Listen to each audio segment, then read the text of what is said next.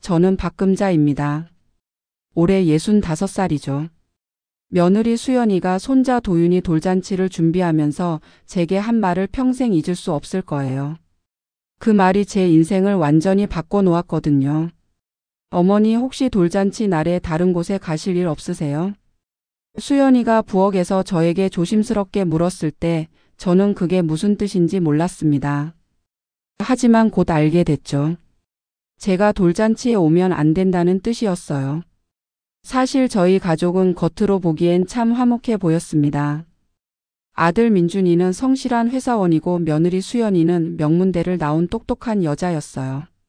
손자 도윤이는 제 인생의 전부라고 할 수 있을 만큼 소중한 존재였고요. 저는 남편이 돌아간 후 혼자 살면서도 늘 가족들을 위해 살았다고 생각했어요. 매주 시장에 가서 아들 네 가족 밑반찬을 해다 주고 손자가 아프면 밤새 간병했죠. 수연이가 직장에 다닐 때는 아이를 봐주기도 했고요. 수연이는 늘 저에게 예의 바르게 굴었어요. 명절 때마다 정성스럽게 차례상을 차리고 제 생신 때는 정성스럽게 미역국을 끓여주었죠. 주변 사람들이 보기엔 정말 모범적인 며느리였어요. 어머니 고생하셨어요. 저희가 잘할게요. 수연이는 늘 이런 말을 했습니다. 저도 그 말을 믿었고요. 이렇게 착한 며느리를 둔 제가 복이 많다고 생각했어요. 하지만 뭔가 이상한 점들이 조금씩 보이기 시작했어요. 수연이가 저와 단둘이 있을 때의 표정이나 말투가 다른 사람들 앞에서와 달랐거든요. 미묘하지만 분명한 차이였어요. 예를 들어 민준이나 다른 가족들이 있을 때 수연이는 저에게 정말 공손했어요. 하지만 둘만 있을 때는 대답이 짧아지고 표정도 차가워졌죠. 처음엔 그냥 솔직하게 말하는 거라고 생각했어요.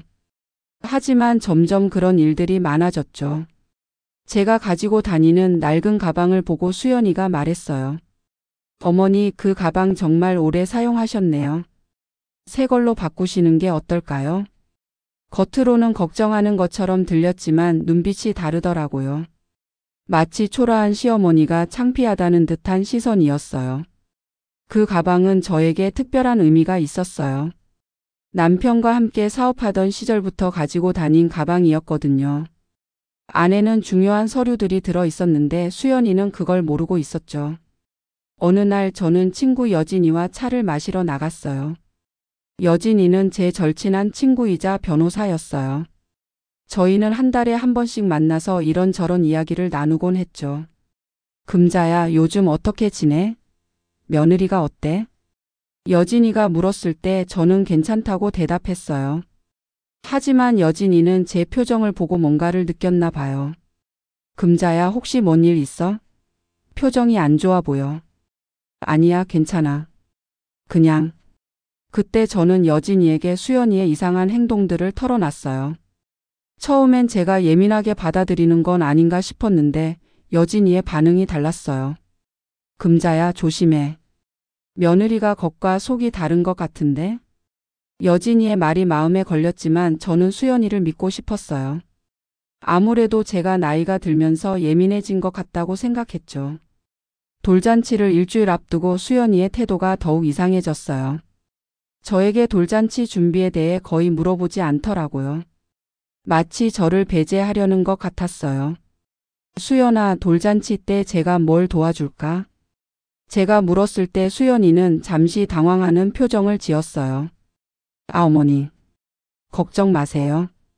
저희가 다 준비했으니까요. 그리고 며칠 후 결정적인 순간이 왔어요. 수연이가 저에게 그 말을 했을 때였죠. 어머니, 죄송한데 돌잔치가 좀 작게 치를 예정이라서요. 혹시 그날 다른 일정 있으시면 좋겠는데요. 그 순간 저는 깨달았어요. 수연이가 저를 돌잔치에서 배제하려고 한다는 걸 말이에요. 제 손자의 첫 번째 생일 잔치에서요. 돌잔치 당일 저는 마음을 정하고 아들 집으로 향했습니다. 집에 도착했을 때 이미 많은 손님들이 와 있었어요. 수연이의 친구들, 민준이의 직장 동료들, 그리고 양쪽 친척들까지요. 생각보다 큰 잔치였더라고요. 현관에서 신발을 벗으며 안으로 들어갔는데 순간 모든 사람들의 시선이 저에게 쏠렸어요. 그 시선들이 모두 당황스러워 보였어요.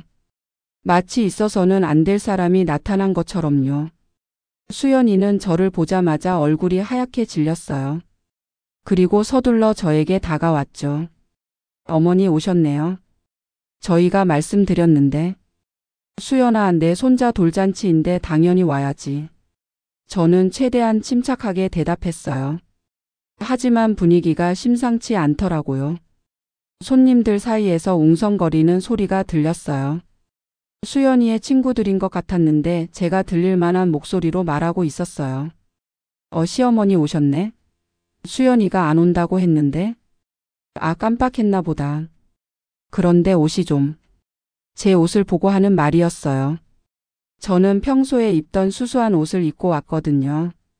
다른 손님들은 모두 화려하게 차려입고 온 것과 대비됐죠. 민준이가 저를 보고 달려와서 말했어요. 어머니 오셨어요? 저희가 연락드렸는데 못 받으셨나 봐요.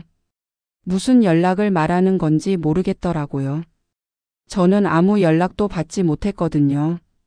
도윤이를 안고 있던 수연이가 저에게 왔어요. 하지만 평소와 달리 아이를 제게 안겨주지 않았어요.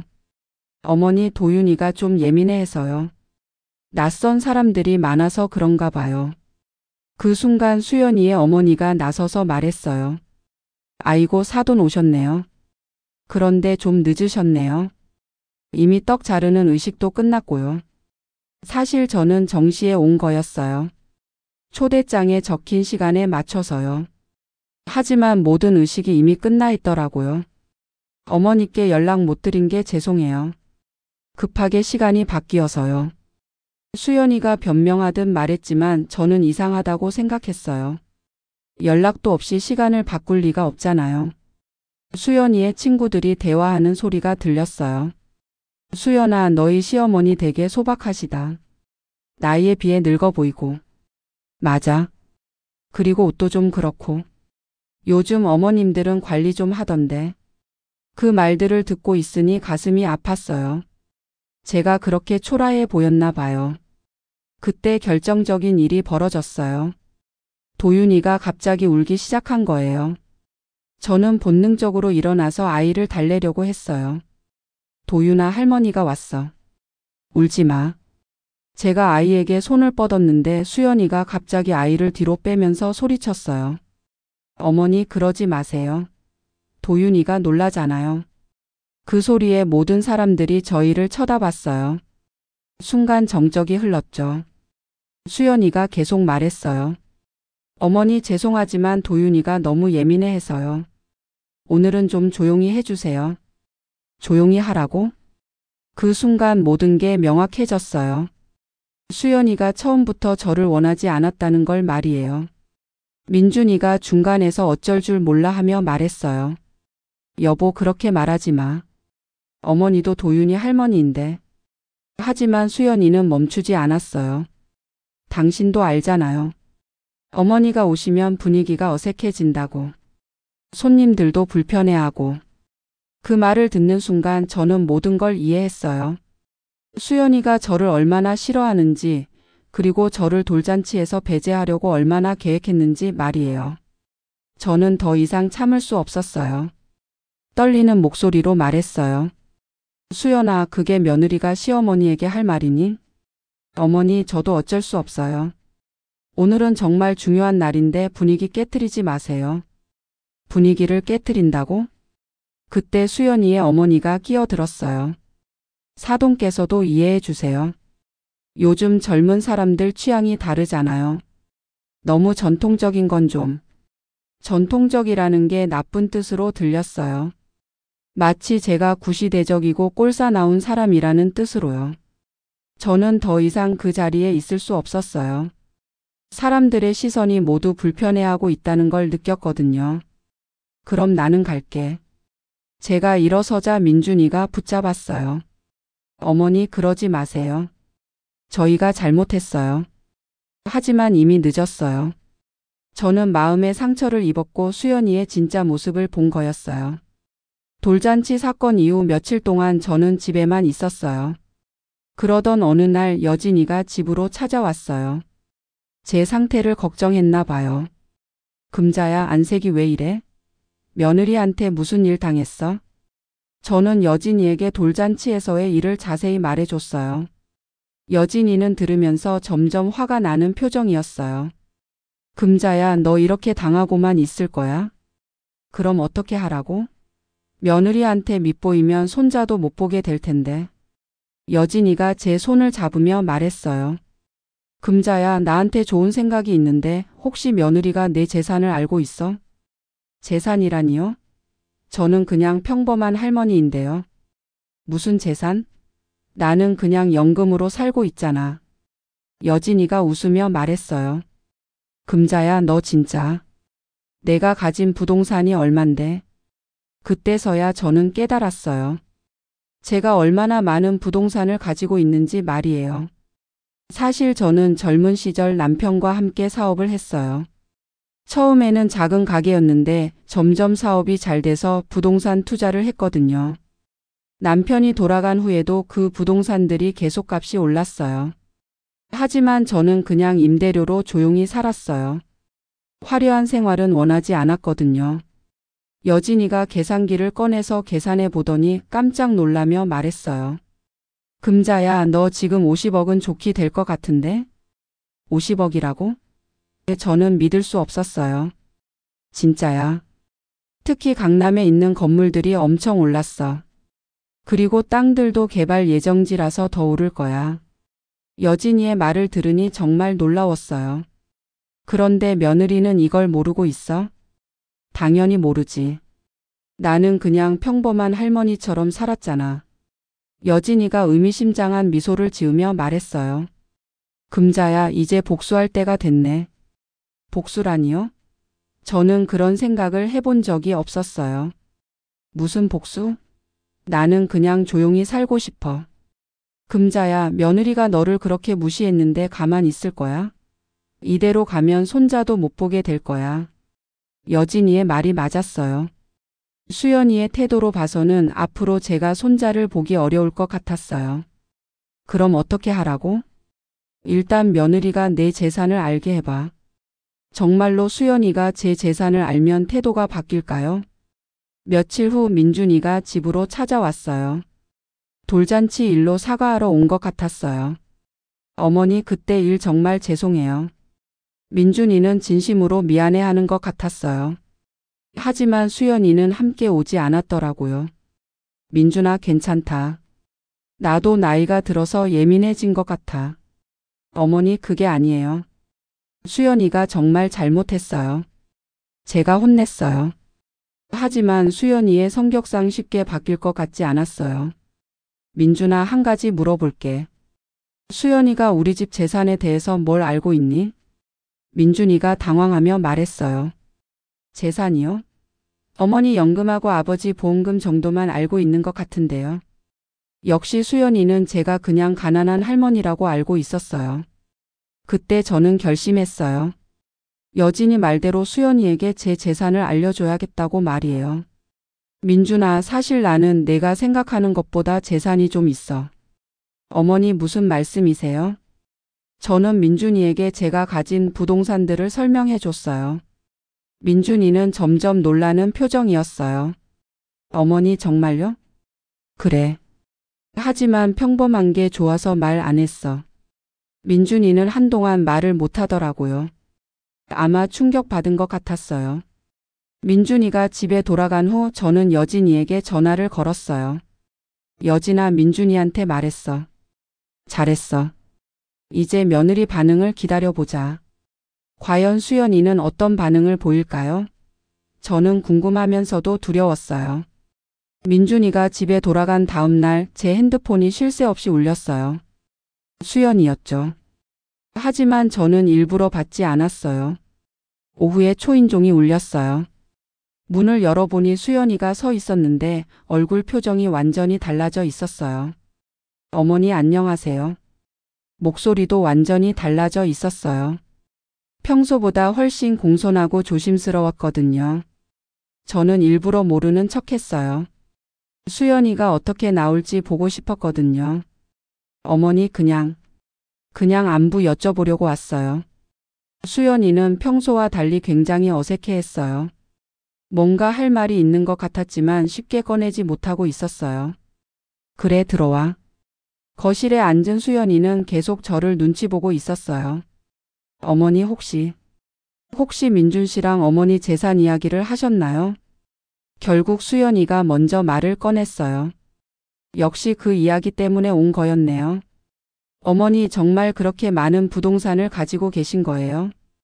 수연이의 목소리가 떨리고 있었어요. 아마 충격이 컸나 봐요. 뭐 좀 있지. 그런데 왜? 아니에요, 그냥 몰랐어서요. 수연이는 한동안 말을 못하고 있다가 갑자기 무릎을 꿇었어요. 어머니 죄송합니다. 제가 정말 잘못했어요. 이제야 사과하는군요. 하지만 제 재산을 알고 나서야 사과하는 거였어요. 수연아, 일어나. 무릎 꿇을 것까지야. 어머니, 저 정말 반성하고 있어요. 앞으로는 절대 그런 일 없을 거예요. 수연이의 태도가 180도 바뀌었어요. 하지만 저는 그게 진심이 아니라는 걸 알고 있었죠. 재산 때문에 갑자기 바뀐 거니까요. 어머니, 저희와 함께 사시는 게 어떨까요? 도윤이도 할머니가 곁에 계시면 좋아할 거예요. 함께 살자고? 며칠 전까지만 해도 저를 피하려고 했던 수연이가 말이에요. 그때 수연이가 또 다른 말을 했어요. 어머니 혹시 유언장 같은 거 작성하셨어요? 결국 본색이 나왔군요. 유언장 이야기를 하는 걸 보니 완전히 재산에 눈이 먼 거였어요. 유언장? 아직 그런 건 생각 안 해봤는데. 어머니 그래도 미리 준비해 두시는 게 좋을 것 같아요. 혹시 모르니까요. 수연이는 노골적으로 재산 상속에 대해서 이야기하기 시작했어요. 며칠 전까지 저를 무시하던 사람이 말이에요. 저는 수연이를 보며 정말 실망스러웠어요. 사람이 이렇게까지 변할 수 있구나 싶었거든요. 수연아, 나는 아직 건강해. 유언장은 나중에 생각해 볼게. 저는 수연이를 보며 한심했어요. 재산 때문에 이렇게 비굴해지다니요. 그날 수연이가 간 후 여진이에게 전화를 걸었어요. 여진아, 내 말이 맞았어. 며느리 태도가 완전히 바뀌었어. 그럼 이제 어떻게 할 거야? 아직 모르겠어. 하지만 이제 며느리의 진짜 모습을 확실히 알았어. 금자야, 이제 너한테 유리해졌어. 며느리가 재산 때문에 빌붙을 거야.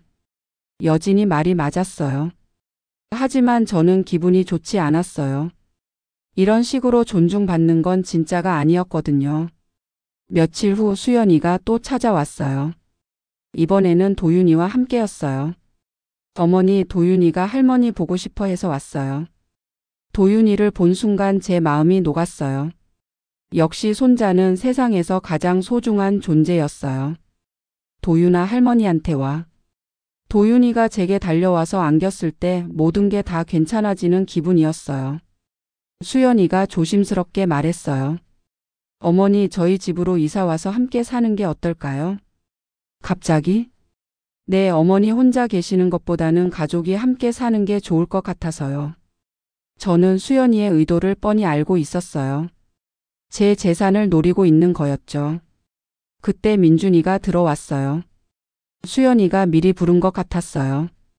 어머니, 정말 저희와 함께 사시면 좋겠어요. 민준아, 너도 그렇게 생각해?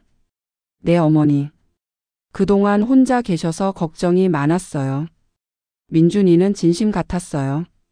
하지만 수연이는 달랐죠. 저는 결심했어요. 여진이와 상의해서 계획했던 대로 하기로요. 그럼 함께 사는 조건이 있어. 어떤 조건이요? 내 재산 관리를 투명하게 할 거야. 그리고 모든 결정은 내가 할 거고. 수연이가 당황하며 말했어요. 어머니, 그런 건 당연하죠. 그리고 하나 더. 내가 유언장을 어떻게 쓸지는 내가 정할 거야. 그 말에 수연이의 표정이 굳어졌어요. 어머니, 그건 당연히 어머니가 결정하실 일이죠. 정말? 네, 물론이에요. 저는 수연이를 보며 미소를 지었어요. 아직 모르고 있군요. 제가 얼마나 많은 걸 계획하고 있는지 말이에요. 그날 저녁 여진이와 만났어요. 여진아, 며느리가 함께 살자고 해. 예상했던 대로네. 이제 어떻게 할 거야? 내가 준비해준 서류들 보여줄 때가 됐나 봐. 여진이가 준비한 건 가짜 유언장이었어요. 제 재산을 다른 사람에게 물려준다는 내용이었죠. 금자야, 정말 이렇게 할 거야? 응, 며느리가 얼마나 가식적인지 확실히 봐야겠어. 며칠 후 저는 수연이에게 중요한 이야기가 있다고 했어요. 수연아, 내가 유언장을 썼어. 네? 벌써요? 수연이의 눈이 반짝였어요. 기대하고 있는 게 보였어요. 저는 가짜 유언장을 꺼내서 보여줬어요. 제 재산을 자선단체에 기부한다는 내용이었어요. 수연이가 유언장을 읽더니 얼굴이 하얗게 질렸어요. 어머니, 이게 뭐예요? 내 재산을 사회에 환원하려고 해. 수연이가 완전히 패닉 상태가 됐어요. 어머니, 다시 생각해 보세요. 가족이 우선이잖아요. 수연이가 울기 시작했어요.